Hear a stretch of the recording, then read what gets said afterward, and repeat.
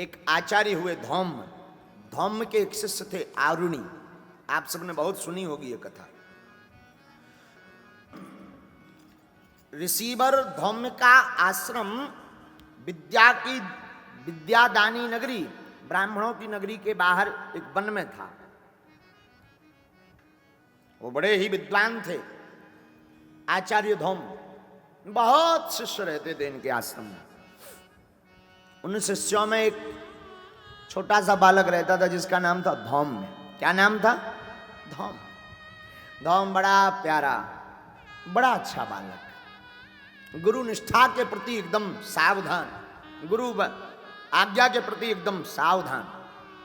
गुरु जो आज्ञा देते सहज बस स्वीकार करता। एक बार बरसात का मौसम आया। बरसात के मौसम में आश्रम के बाहर, वन में आश्रम था तो खेत थे।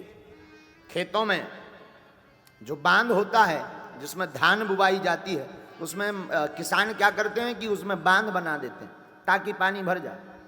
मिट्टी का रोप लगा देते हैं पक्का वाला। रात के समय बारिश शाम के समय ज्यादा होने लगी, मिट्टी का वो बांध टूट गया। आचार्य धौम्य ऋषिवर बहुत से शिष्यों के साथ जा रहे थे। उन्होंने मिट्टी के बांध को टूटा हुआ देखा तो शिष्यों से कहा, इसको संभालो। बहुत देर तक सभी शिष्य कोशिश करते रहे, प्रयत्न करते रहे, पर पानी के बहाव ने कोई भी साधन को टिकने नहीं दिया। बाकी शिष्य तो किसी को अपने वस्त्र याद आए, किसी को अपना अध्ययन याद आया, किसी को भूख लगी, तो बाकी तो एक एक एक एक करके चले गए। पर केवल आरुणि वहां पर खड़ा रहा। गुरु आज्ञा लगी, आरुणि इसको ठीक करो, वरना किसान बेचारा सुबह आएगा तो पानी नहीं पाएगा, उसको खेती करने में बड़ी असुविधा होगी। आरुणि के शब्द सुनना। आरुणि कहता है, गुरुवर आप जाकर विश्राम करो, और मैं ये कार्य करके ही वापस आऊंगा। वो दूसरे किनारे पर जाता, मिट्टी लाता, मिट्टी को लगाता, पर पानी का बहाव टिकने नहीं देता। जब तक वो दूसरा मिट्टी का ढेला लेने जाता तब तक वो बाकी मिट्टी को पानी का बहाव बहा ले जाता। आरुणि विचार करने लगा, ऐसे तो रात गुजर जाएगी, गुरु की आज्ञा का मैं पालन नहीं कर पाऊंगा, तो मेरा काम करना, मेरा होना ना होना दोनों व्यर्थ जाएगा। उसने सोचा, खेत की मिट्टी काम नहीं आई तो क्या हुआ, ये शरीर रूपी मिट्टी तो काम आएगी। और उसने अपने आप को ही उस मेड़ पर जाकर के लिटा दिया, अपने शरीर का ही रोक लगा लिया। कल तक की तो बात है, सुबह किसान आएगा, उसको बताएंगे तू मिट्टी ला, मैं लेटा हूं। गुरु आज्ञा को कटना नहीं चाहिए, गुरु आज्ञा को जाना नहीं चाहिए, प्राण निकल जाए पर गुरु आज्ञा व्यर्थ ना जाए।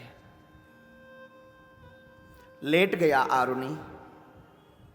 शाम हुई, बारिश से पूरा शरीर गीला हो गया, वस्त्र गीले हो गए, पानी में आधा शरीर उसका डूबा है। बार बार पानी प्रयत्न करता है हटाने का, पर पानी को भी क्या पता ये वो मिट्टी नहीं, ये तो सजीव मिट्टी पड़ी है जिसमें प्राण है। ये वो मिट्टी है जो अपनी गुरु आज्ञा के बल पर लेटी है। आरुणि गुरु मंत्र का जाप करते करते करते रात गुजारने लगा। ध्यान से सुनना मेरे पागलों, कब रात मध्य हो गई खबर नहीं। शरीर ने ताकत देना बंद कर दिया। शरीर की जितनी ऊष्मा थी, शरीर की जितनी गर्मी थी,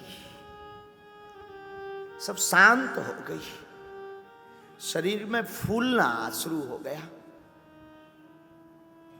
शरीर की ताकत एकदम शिथिल होने लगी। दिखाई देना धीरे धीरे बंद हो गया। मुख जो कांप रहा था बारिश के ठंड के कारण, वो कांपना भी अब बंद होने लगा, मंद होने लगा। श्वास जो पहले जोर जोर से चल रही थी वो धीमी धीमी धीमी धीमी बंधने लगी। पानी तो कह रहा था तू उठ जा, मत मर, हो गई गुरु आज्ञा। तुझसे पहले कितनों ने नहीं गुरु आज्ञा ली, वो नहीं टिके मेरे सामने, तू मत टिक, उठ। लेकिन पानी से लड़ता हुआ आरुणि कह रहा था तुझे पता नहीं, वो रहे होंगे किसी और दुनिया के लोग, वो रहे होंगे कोई और शिष्य, मैं आरुणि हूं, मैं अपने गुरु का पक्का चेला हूं। और जल तू कान खोल कर सुन ले, प्राण निकल जाएंगे, मैं नहीं उठूंगा।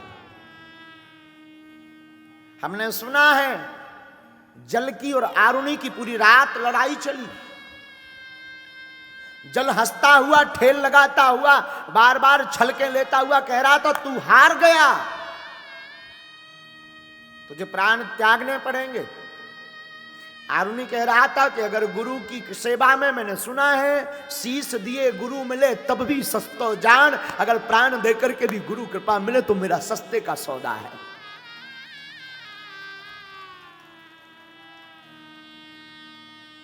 प्राण निकले और गुरु कृपा मिले तो सस्ता समझना मेरे पागलो। बहुत से लोग कहते हैं गुरु क्यों आवश्यक है, हम कहते हैं गुरु जीवन जीने के लिए बहुत आवश्यक है।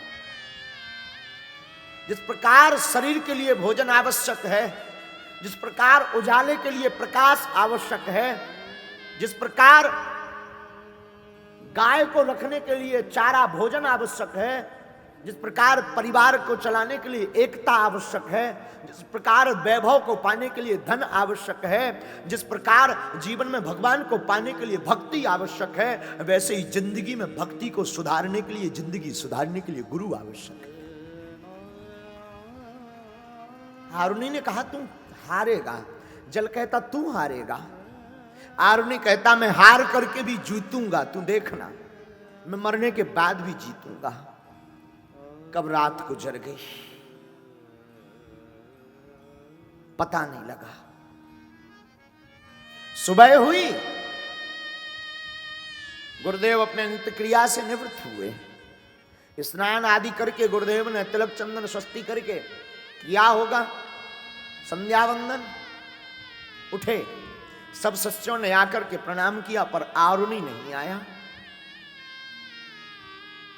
पूछा आरुणि कहां है? गुरुजी वो तो कल शाम से ही नहीं आया, कहां गया? खबर नहीं, आपके साथ छोड़ आए थे। हो, आंखों में आंसू आ गए गुरुदेव के कि मैंने उसे पानी रोकने के लिए रोका था, कहां गया होगा। सब शिष्यों को लेकर के आचार्य ऋषिवर धौम्य अपने प्रिय शिष्य आरुणि को खोजने निकले। सोचा सबसे पहले वहीं जाएं जहां पर उसे पानी की सेवा दी थी रोकने की। और जाकर के क्या देखते हैं, पानी तो ठहरा है, बहुत भरा है, पानी निकला नहीं, पानी रिसा नहीं, पानी अभी भी भरा हुआ है लबालब। लगता है आरुणि ने बांध दिया, पर आरुणि कहां गया? आवाज लगाई, आर्तनाद स्वर से आवाज लगाई, आरुणि। और गुरुदेव की नजर जैसे ही बांध पर लेटे हुए आरुणि के ऊपर गई, शरीर फूल गया, आंखें बंद हो गईं, शरीर कपते हुए शिथिलता की ओर है। शरीर की ये दुर्दशा देख करके गुरुदेव की आंखों में आंसू आ गए। आरुणि को उठा करके हृदय से लगा लिया। शिष्यों ने बाकी बांध को बांध दिया एक साथ मिल करके। और हमने सुना है आरुणि ने जल की तरफ देख करके कहा, देखा तू हार गया, मैं जीत गया। और गुरुदेव ने बाहें पकड़ करके लिए उसे दिव्य ज्ञान दे दिया कि जा, आज से तू ही हमारा पक्का चेला है। याद रखना मेरे पागलों, जीवन में गुरु उतना आवश्यक है जितना जीवन में भोजन आवश्यक है। लेकिन गुरु को पाने के लिए तुम्हें गुरु की खोज करने की आवश्यकता नहीं है, तुम्हें स्वयं की खोज करने की आवश्यकता है। गुरु को पाने के लिए तुम्हें द्वार द्वार भटकने की आवश्यकता नहीं। तुम क्या खाक गुरु को ढूंढोगे? बहुत से लोग कहते हैं महाराज जी हमने गुरु को बहुत ढूंढा, आज तक हमारे मन का मिला ही नहीं। आप गुरु को ढूंढ रहे हैं मतलब आप गुरु से ऊंचे हैं, पर तो आप स्वयं गुरु के गुरु हो। जो गुरु की योग्यता तुम देखोगे, क्या आप गुरु की योग्यता देखोगे? गुरु की योग्यता शिष्य नहीं देखता है, शिष्य में योग्यता गुरु देखता है। गुरु आज्ञा ने आरुणि के जीवन को बदल दिया। और हम इस भागवत कथा के महोत्सव में आप सबसे निवेदन करेंगे कि अगर आपने भी गुरु आज्ञा को मानना शुरू कर दिया, जो जो लक्षण हमने बताए इस पर चलना अगर शुरू कर दिया, तो तुम भी जिंदगी में बहुत कुछ पा सकते हैं।